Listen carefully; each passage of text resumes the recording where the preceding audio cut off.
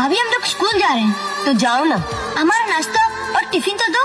देख नहीं रहे, बन रहा है। मेरे 2 ही हाथ, 4 नहीं। भाभी हमें देरी हो रही है। तो मैं क्या करूँ, ये कच्चा है। कच्चा खाना है तो खा लो। अच्छा भाभी हम जाते हैं, दोपहर को हमारा खाना स्कूल में भिजवा देना। चल।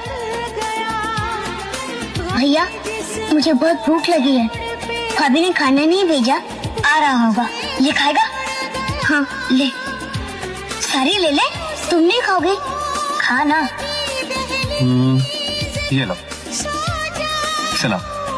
आटा का ये देना। हाँ देता हूँ। कहाँ चला है ये? किसने दिया तुझे? उस आदमी ने। फेंक दे इसे। मैं कहता हूँ फेंक दे इसे। देख राजा, कभी मांगे हुए खाने को हाथ नहीं लगाना। जब तक मैं हूँ तुझे सारी जिंदगी बिठा कर खिलाऊंगा। ले